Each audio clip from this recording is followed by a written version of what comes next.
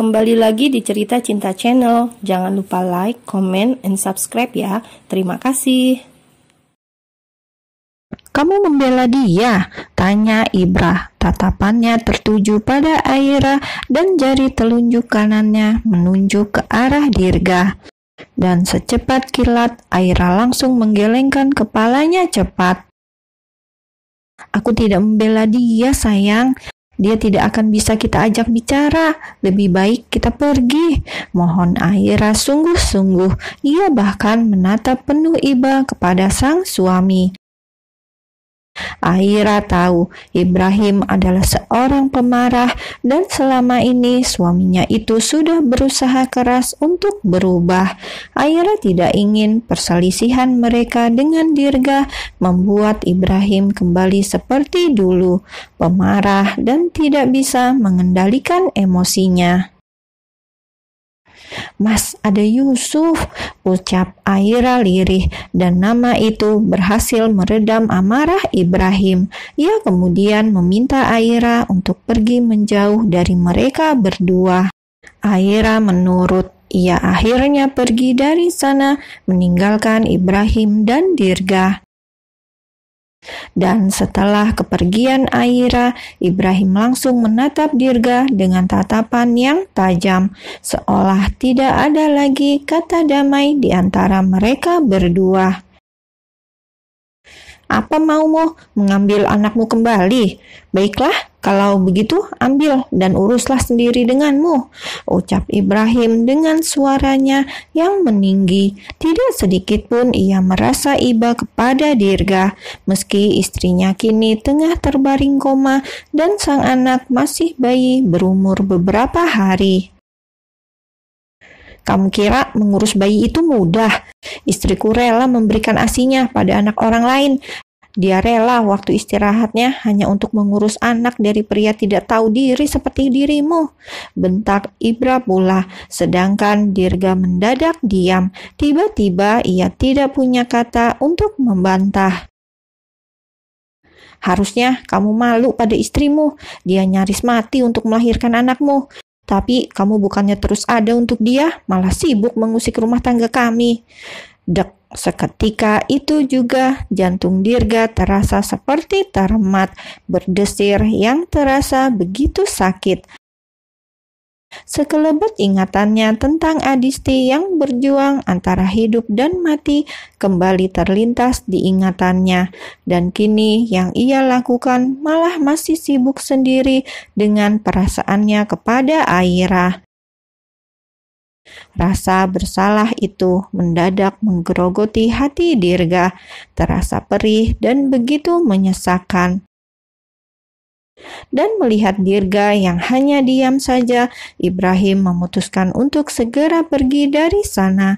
Dia sudah muak dan tidak peduli dengan apa yang akan Dirga ucapkan sebagai sanggahan ucapannya. Ibrahim segera menemui sang istri yang menunggu di ujung koridor rumah sakit.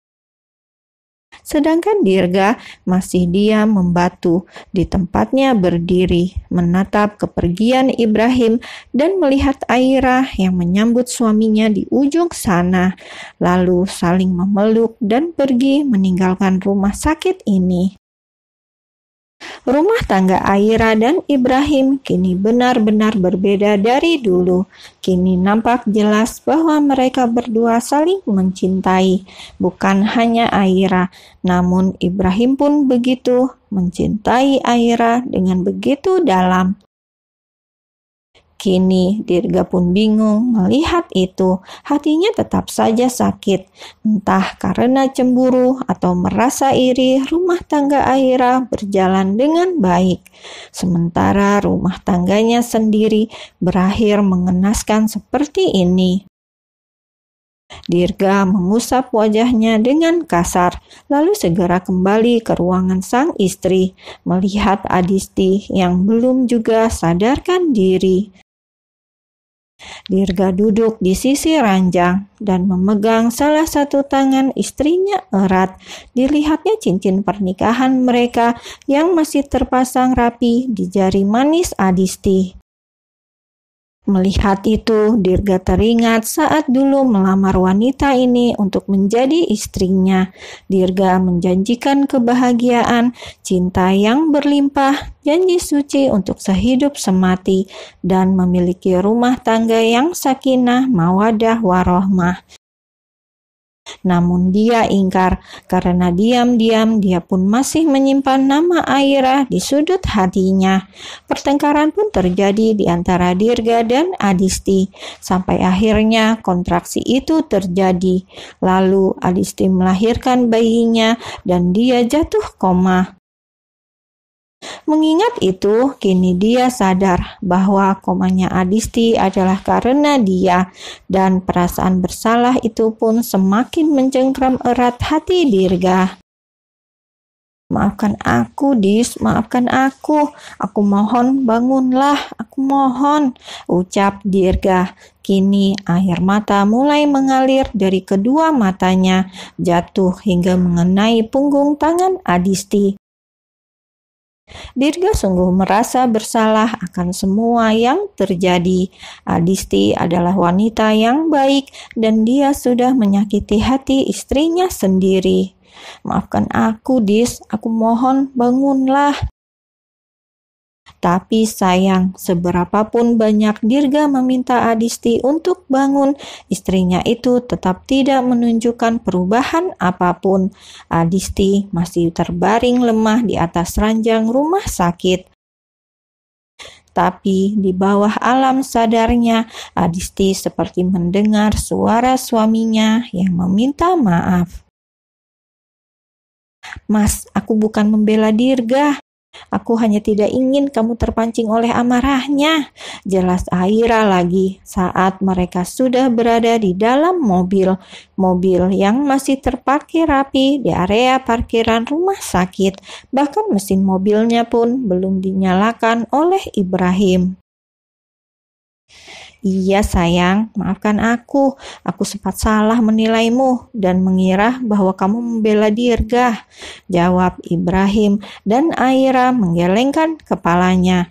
Tidak mungkin ia membela laki-laki lain, pasti suaminya lah yang akan ia bela lebih dulu. Kesalahpahaman itu usai saat Ibrahim mengecup sekilas bibir sang istri. Dan Aira malah membuka mulutnya, membuat Ibrahim tergoda untuk masuk lebih dalam. Sampai di rumah, Aira segera membersihkan tubuhnya, sementara Ibrahim membawa Yusuf yang sudah bangun untuk menemui kakek dan neneknya di ruang tengah. Di sana mereka berkumpul dan membicarakan banyak hal yang mengalir begitu saja. Kini tidak ada lagi kata canggung di antara mereka. Di depan kedua mertuanya, Ibrahim benar-benar bersikap layaknya menantu dan anak, bukan lagi seorang CEO seperti dulu. Ibrahim bahkan akan membangunkan sebuah kolam ikan di belakang rumah untuk ayah mertuanya memiliki peliharaan. Pak Iman senang sekali. Ia bahkan antusias untuk menyambut kolam ikan emasnya nanti. 1 minggu berlalu dan Adisti belum juga menunjukkan tanda-tanda bahwa dia akan sadar. Dirga pun dengan setia menemani istrinya terus-menerus, mendoakan sang istri agar segera sadar, juga mulai merelakan anaknya diasuh oleh Aira dan Ibrahim. Pak Basir dan Ibu Rahel pun tidak tinggal diam. Mereka terus kulu gilir antara rumah sakit dan rumah keluarga Suryo. Sampai saat tepat 9 hari Adisti koma, perempuan berparas ayu itu menghembuskan nafas terakhir. Adisti memilih untuk tidak sadar dari komanya, namun tetap melanjutkan tidur panjangnya. Dia meninggal sebelum mengetahui sang anak dan juga suaminya yang sudah mengaku salah. Dirga terdiam menatap dengan tatapan kosong tubuh sang istri yang mulai ditutup kain putih. Sementara tangis Ibu Rahel pecah dan Pak Basir memeluk istrinya coba menenangkan. Pemakaman Adisti dilakukan hari itu juga. Aira dan Ibrahim pun ikut menghadiri pemakaman itu. Mereka juga merasakan kesedihan yang sama, memikirkan Nusa yang belum sempat bertemu dengan sang ibu. Aira menangis memeluk ibu Rahel yang juga menangis. Sampai akhirnya pemakaman mulai sepi. Semua orang yang ikut mengantar kepergian Adisti mulai meninggalkan pemakaman. Kini hanya menyisakan keluarga inti di sana. Aira dan Ibrahim pun masih tinggal, masih belum sanggup pergi, sementara ibu Rahel masih saja menangis. Dirga bahkan masih terus bersimpuh di atas makam sang istri, menyentuh nisan istrinya dengan derai air mata. Penyesalan yang ia rasa semakin mendalam, mendarah daging, seolah kepergian Adisti ini akan membuatnya tersiksa seumur hidup. "Dirga, ayo kita pulang nak," ucap Pak Basir. Ia pun menyentuh bahu sang anak, menepuknya pelan, meminta Dirga untuk sabar dan ikhlas. "Bagaimana ini ya? Bagaimana bisa Adisti meninggalkan aku dan anak kami? Bahkan kami belum sempat memberi nama pada anak kami, Ayah. Adisti juga belum sempat melihat anak kami. Bagaimana bisa dia tega pergi?" jawab Dirga dengan banyak pertanyaan yang bersarang di kepalanya.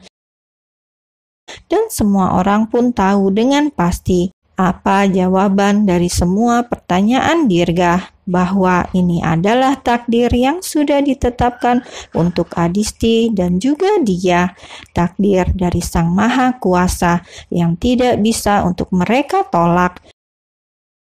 Ikhlas adalah satu-satunya jalan yang harus mereka tempuh untuk tetap menjalani hidup ini dengan baik. Istighfar Dirga, istighfar. Adisti sudah meninggal dan kamu tidak bisa menuntut apapun akan hal itu, jelas Pak Basir. Tangis Dirga pun makin mengalir deras. Ia memeluk nisan sang istri erat.